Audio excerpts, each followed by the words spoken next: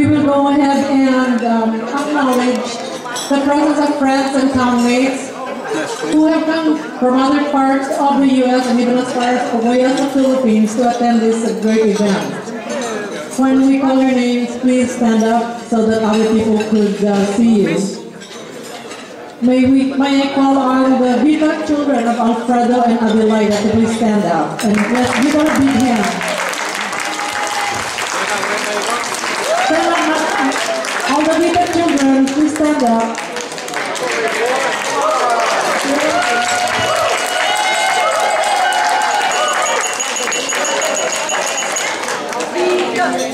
Also, would like to welcome the Magillian Association of the Pacific Northwest. Please stand up. Thank you.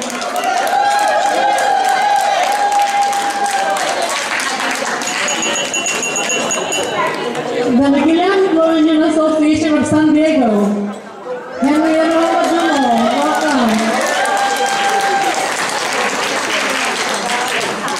And the Magillian Alliance Network representative.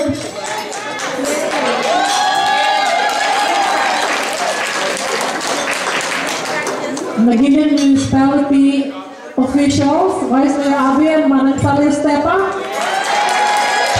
Welcome, thank you all the way from the Philippines to join us.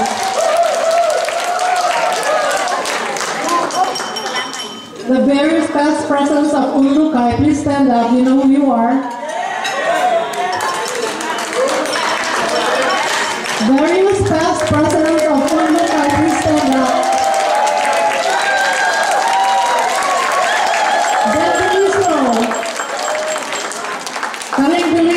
Stand up, be recognized. Thank you.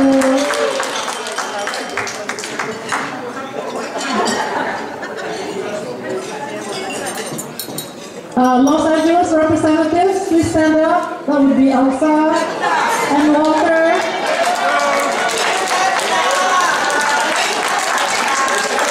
Oh, yeah, Mark and Edna Rockenmacher. Stand up.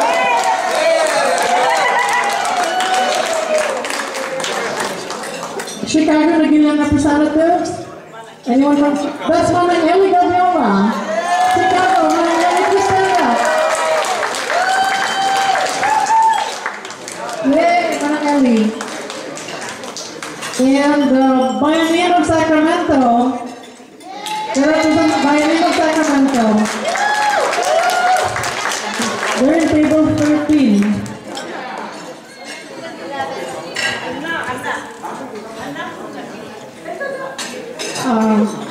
UC Davis Medical Center nurses and their husbands, please stand up.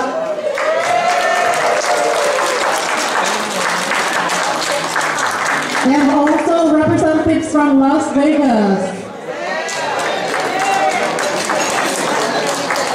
Please stand up. Welcome and thank you for joining us. And a final round of applause to everyone who are here tonight. Let's give everyone a round of applause. Thank you.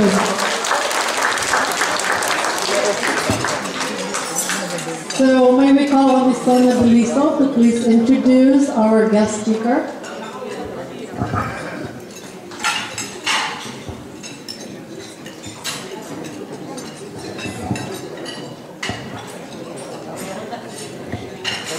Good evening, everyone. And I hope that you have enjoyed your dinner or are still enjoying your dinner. Let me thank you and let me thank all of you who are here tonight for joining us in celebrating this memorable occasion of our organization, the 30th anniversary. Thank you so much. Ladies and gentlemen, for those who don't know me, my name is Sonia Beliso, Chairman of the Board of the Directors for the Sacramento chapter of the Unlucai, which is United Magillian La Union Circle of America. It is an honor for me to introduce to you our guest speaker for tonight, the Honorable Mayor Pete Sanchez. Born in Ubando, Bulacan, he graduated from the University of the East, Manila, and is a certified public accountant. His long career as a public servant includes working for the U.S. Air Force and the state of California, where he retired as the supervising auditor appraiser at the Solano County Assessor's Recorder Office in 2006. He served 3 consecutive terms as a council member in Susun City from 1994 to 2006, followed by 2 outstanding terms as mayor of Susun City, California, where he now serves today. He is very much involved in the community and serving in numerous agencies for the Solano County. Through the Sister City program and as a representative for Susun City, California, he was instrumental in establishing the wonderful relationship with the municipality of Negilian, La Union. Since then, this relationship has flourished. The city of Susun has donated bulletproof vests for the police force in Negilian.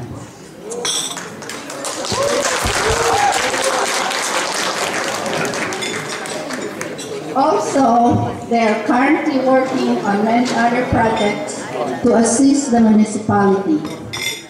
We thank Mayor Sanchez for all his hard work in making this relationship a reality. Ladies and gentlemen, please join me in welcoming the Honorable Mayor Pete Sanchez.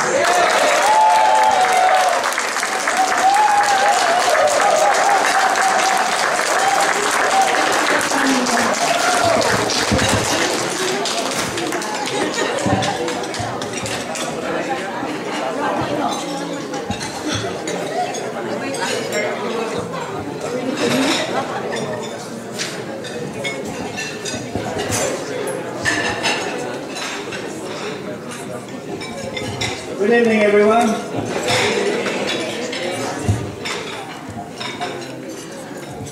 President Pete Ferrer, First Lady Belma Ferrer, Vice Mayor Abraham Remando, and Councilwoman Sally Estepa, distinguished guests, ladies and gentlemen, good evening. Magandang gabi po sa lahat. Thank you so much for allowing me to address your group tonight on the great occasion of your association's 30th anniversary. It's always a pleasure to be in the company of my kababayans. I appreciate the great work you are doing to do the most good for yourselves, your group's members and families, and particularly the support you keep giving our less fortunate kababayans in our country of birth, our beloved Philippines. I'm impressed that you started on time tonight.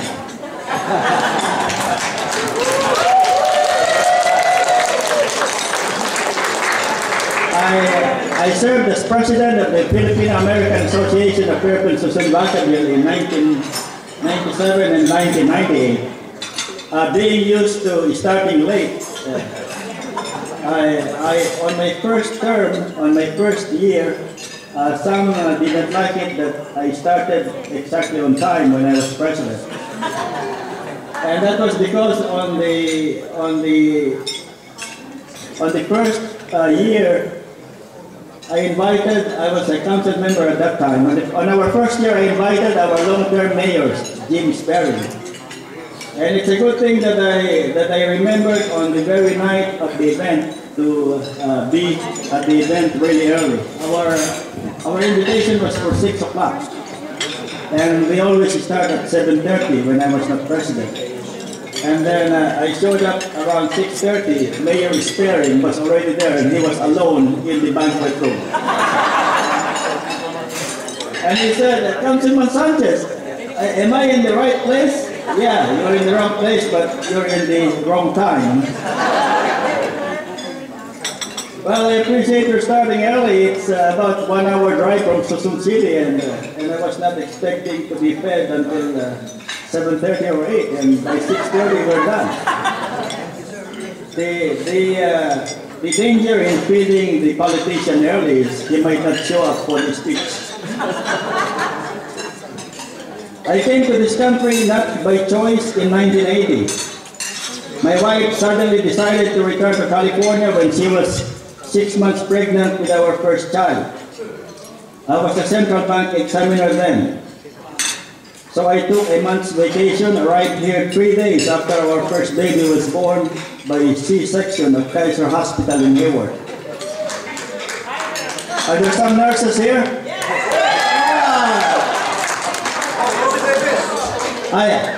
There was an inauguration at the Kaiser Hospital years ago, and I was asked to speak, and I said, I love Kaiser Hospital because my first child was born in Kaiser Hayward, the second one was born at Kaiser Oakland, and the third one was in Kaiser Vallejo. All free. So I went straight from San Francisco Airport to Kaiser Hospital in Hayward. At that time, my plan was to check out what California, USA was. I did not expect to find a good paying job. This was in 1980. And of course, I liked what I'm doing at the Central Bank of the Philippines. What else can you ask? When you examine a bank in the Central Bank of the Philippines, whether it's a bank in Northern Luzon or in the Visayas, when they know the Central Bank examiner is about to arrive, they roast the pig. When I did my job as a sales tax auditor in California, to give you a taste of how different it is between two cultures, I show up for a sales tax audit and the business won't even offer me coffee. Like I said, I got lucky in 1980 and got employed in 3 weeks as auditor at the Bank of California in San Francisco. So I called the central bank and said, I'm changing my vacation plans. I changed it from vacation to resignation. And the rest was history. I then moved as an accountant at Chevron Shipping Company, as a bank examiner at the State Department of Banking, as a sales tax auditor at the State Board of Equalization, and later as a supervising auditor with the County of Solano, where I retired 23 years later in 2010. I started in 1983 with a salary of $1,100. 26 years later, I'm still working as a mayor with the same salary. Of course, I already have my pension in the state. Most of you probably wonder how I got into politics, considering that a small city mayor only gets paid minimal salary. Well, I figured in 1992 that had I stayed in the Philippines, I would have been at least a city mayor in Obando, Bulacan. How many of you are familiar with Obando, Bulacan? That's the place where people who, for some reason, cannot have babies, they go to town and dance for 3 days in front of our patron, asking for this fertility. And I always joke about my mom dancing, but for the she was dancing to stop the children from coming, because he already had 11. I am third from a family of 11 children, and that's the story of how I ended up being a CPA. My eldest sister was a CPA, and she refused to support me in college unless I become a CPA. So when I became an accountant, I came out with a vengeance. I required my 3 other sisters to be CPAs too. All the other younger ones, I allowed them to do what they want to be. So in 1992, I ran for city council, and sure enough, I lost. No money, no name recognition, no flyers, no big signs. a complete recipe for no success in elections. The funny thing is that I came third where only the top two wins. And I got more votes than the vice mayor at that time, who during that election night was so disappointed, he got arrested for drunk driving. 2 years later, I ran and won with the help of the Filipino-American community. I always joke that I got elected because of my good looks. I still had hair at that time. Then I got re-elected twice because I guess of my good work.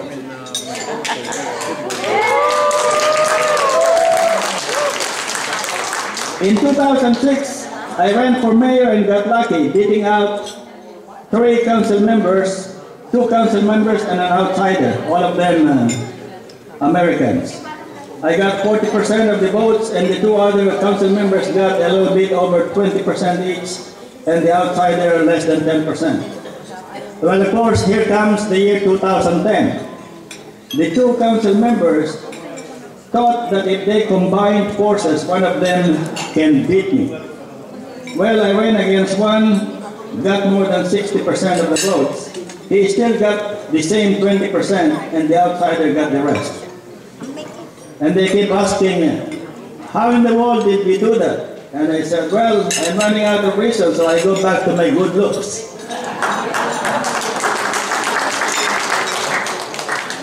Among the reasons is the film community's work on my campaign. Among others, Oswald and Dory Hoven, your fellow members. They really helped me a lot. Oswald helped putting up all my campaign signs. No pay, just free lunch.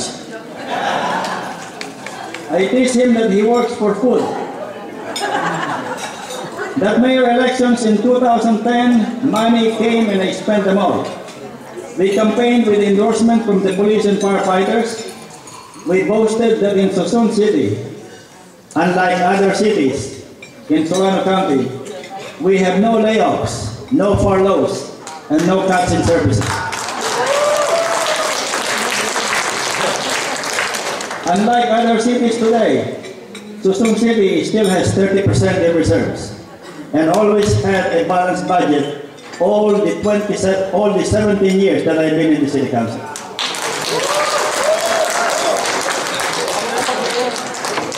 Immediately after the 2006 elections, we voted to approve a Walmart supermarket. A group started a recall against me, claiming that there was missing money at City Hall and that I am overpaid. Of course, 1,100 a month, that's a lot of money. We were featured on television and on YouTube, and I countered that, there is no missing public money. If they find it, they can have it.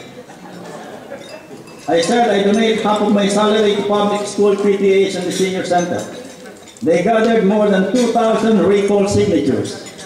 I asked the city clerk to verify every signature, and sure enough, they were 200 signatures short, so the recall effort fizzled. Asked how I feel about the failed recall by the newspapers. I said, well, I'm an accountant. I love it when my opponents don't know how to count. I am proud to have a sister city relationship with Nagilian La Union.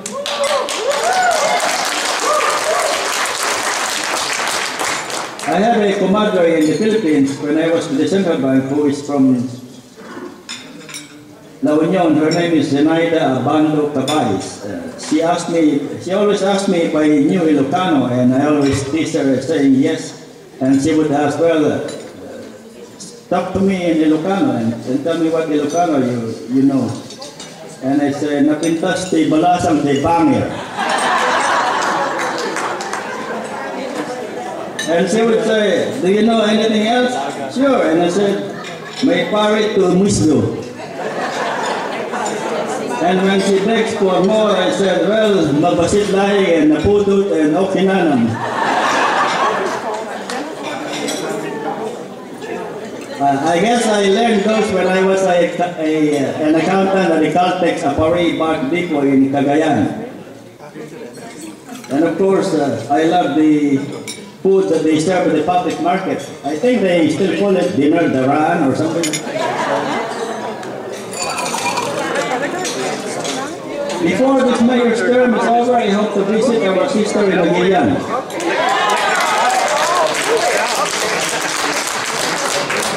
I just need to stay away from Cross Creek Casino for a few months. This morning, a great event happened in my small city of 28,000 residents. I delivered a 5-minute speech in front of more than 2,000 people in the newly opened Ray and Joan Park Community Center. For those of you who are aware, that's the Salvation Army Crack Foundation Community Center. The story behind this is this. Our YMCA abruptly left town and we were facing a deficiency of $1.8 million in unpaid rent. The Salvation Army applied to take over and we accepted the offer. In 1983, I remember going to Salvation Army thrift shops and buying $3 t-shirts to stretch my $1,000 salary per month. And all the while I thought that the Salvation Army was just a second-hand clothes store. Unbeknownst to me, in 2003, the widow of Ray Kroc, founder of McDonald's, donated most of her estate, $1.5 billion, to the Salvation Army. And there are 27 Kroc centers throughout the United States, only 7 in the Western Territory. Susun City was chosen to be one of the 7 in the Western United States. What that meant was that in 2010, they allocated $22 million to build a Kroc center in the city of Susun City. And that is what we inaugurated today. In addition, another $22 million was endowed and it was guaranteed to help in the operating expenses of the Kroc Center. Considering the small city has only 28,000 residents, can you imagine the impact of that to the community? They're going to have a health fitness club similar to the 24-hour fitness center, but they put it in a $22 million facility in a small city that is only 2 square miles with 28,000 residents. That actually amounts to almost $1,731.32 per resident.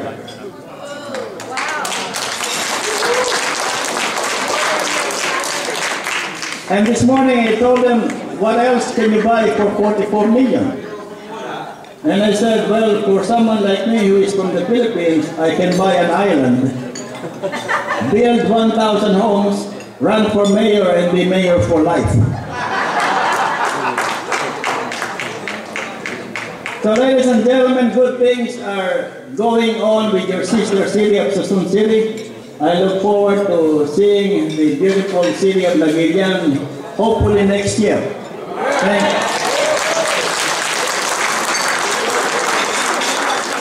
And in summary, I congratulate each of you for having the leadership, the vision, and the great work in your association. It takes perseverance to keep an organization this vibrant and progressive and useful. For those 30 years you have been in existence, my hats are off to you, especially to your Manang Fred and Manang Adela, whose great works you are recognizing tonight.